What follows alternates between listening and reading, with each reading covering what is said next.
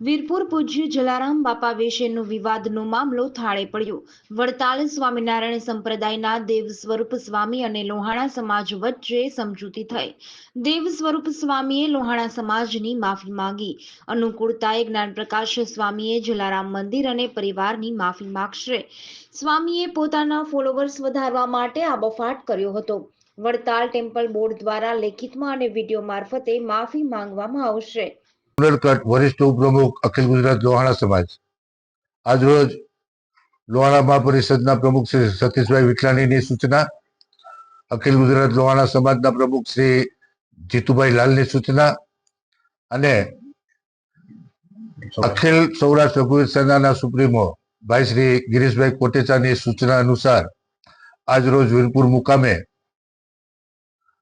આ આંદોલન અને સમાજના રોષ બાબતે અને આ રોષ અને બાપાની રજામંદી અને આ રોષ બાબતે શું કરવું એની ચર્ચા અને આના ઉકેલ માટે આજરોજ અહીંયા આવવાનું થયું। ચર્ચા પછી જેતપુર મંડળના એટલે કે વડતાલ ટેમ્પલ બોર્ડના જેતપુર મંડળના મંદિરના ટ્રસ્ટીશ્રીઓની રૂબરૂ આ બધી ચર્ચાઓ થઈ। ત્યારે આશ્ચર્ય થયું કે વડતાલ ટેમ્પલ બોર્ડ જે જ્ઞાન સ્વરૂપ સ્વામીએ જે ઉચ્ચારણો કર્યા અને જે નિવેદનો કર્યા એ એની મરજી મુજબના કર્યા છે એવું ટેમ્પલ બોર્ડના ચેરમેન જ્ઞાન સ્વરૂપ સ્વામીએ પોતાના વિડીયો રેકોર્ડિંગમાં અને આજે અમને કહ્યું। અને જે જ્ઞાન સ્વરૂપ સ્વામી આ બફાટ કર્યો છે એ સ્વામી અનુકૂળતા મુજબ એટલે કે આ મંદિરની અનુકૂળતા અને સમાજની અનુકૂળતા મુજબ આપણે જ્યારે કહેશું ત્યારે વીરપુર મંદિરે આવી બાપાના દર્શન કરી અને પરિવારની માફી માગશે।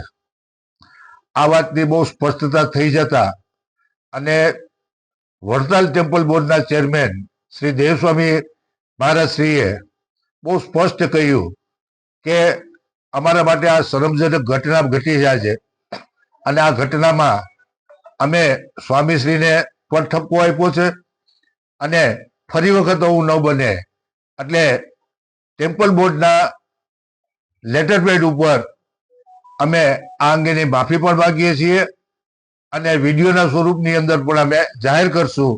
અને પૂજ્ય જલારામ બાપા વિશે અમારાથી કે અમારા સંતોએ જે કઈ નિવેદન કે બફાટ કર્યા છે એનાથી અમારો સંપ્રદાય દુઃખી છે।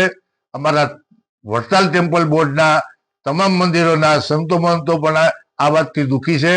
અમે પોતે કે જલારામ બાપામાં આસ્થા ધરાવીએ છીએ અને બાપાના પ્રસાદમાં પણ અમે એક ભગવાનનો પ્રસાદ માની અને અમે લઈએ છીએ એવી વાત કરતા આજરોજ આ જે કઈ વિવાદ હતો એ માત્ર ને માત્ર જ્ઞાન સ્વરૂપ સ્વામીના બફાટ અને એમના કોઈ પુસ્તકોમાં વાંચ્યું હોય કે ન વાંચ્યું હોય પણ એ પોતાનો બફાટ હતો, પોતાનો પ્રચાર કરવા માટે અને પોતાના ફોલો વધારવા માટેનો એક આ પ્રયાસના ભાગરૂપે આવું કર્યું હોય એવું એક ફલિત થતા અને એને માફી માંગવાની અને વીરપુર આવીને માફી માંગવાની વાત કરતા આજે આ વિવાદનો અંત આવે છે।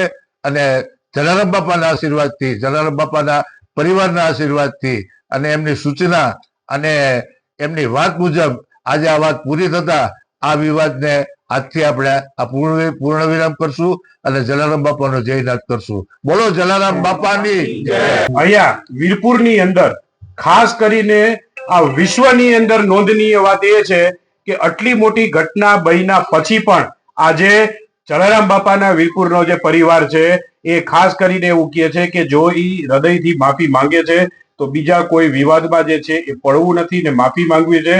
આ સંસ્કાર જે છે એ આવનારા દિવસોની અંદર વ્યાસપીઠ ઉપર બેઠા કોઈ પણ વ્યક્તિની અંદર પણ આવે કે જે વિશ્વ વંદનીય સંત હોય એની ઉપર ક્યારેય પણ આવું લાંછન ન થાય। અને એ સંસ્કાર જે અમારી અંદર છે એ પરિવારને સાથ સાથ નમન કે જેને આવું નિવેદન આપ્યું કે આટલું થયા પછી પણ કે આપણે વિવાદમાં, કારણ કે બાપાને નહોતું ગમતું પણ ભવિષ્યમાં આ કોઈ ભૂલ ન થાય એની કાયમને માટે વડતાલને અમારે એટલી હાથ જોડીને પ્રાર્થના છે કે વિશ્વ વંદનીય જેમ જલારામ બાપા જે છે એ દુનિયા આખી જેને માને છે એના પ્રત્યે ક્યારેય પણ ભવિષ્યમાં કોઈ પણ રીતે કોઈ પણ પ્રકારની કોઈ ટિપ્પણી ન થવી જોઈએ.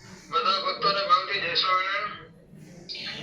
આજે વીરપુર જે જલારામ બાપાનો જે અમારે એકનો રાણા સાધુએ બોલીને જે બફાટ કર્યો છે એ મારા શાસ્ત્રમાં કે ઉલ્લેખ નહીં. એ બદલ વડતાલ સંસ્થા આ સાધુ બદલ જે આવી ભૂલ કરી છે એ ભૂલ બીજી વખત પુનરાવર્તન નહીં કરે એની બાહેંધરી આપે છે. અને આ જે થઈ ગયું છે બહુ ખોટું થયું છે એ વડતાલ સંસ્થા પૂરી રીતે જાણે છે. એટલે અહીંના અમારા બધા સંતો અને હરિભક્તોને આ બાબતનું દુઃખ છે. ભવિષ્યમાં આવું ક્યારેય નહીં થાય એની બાહેંધરી આપે છે. તે સ્વામી જે બોલ્યા છે એ સ્વામી 2-4 દિવસમાં સમયને અનુકૂળતા ત્યાં રૂબરૂ બાપાના દર્શન કરી આવી અને બાપાના જે પરિવાર છે, ટ્રસ્ટી છે, બધાને મળી અને જે પોતે જે વાતમાં જે બફાટ કર્યો છે એને પોતે ભૂલ એકાર કરી જશે.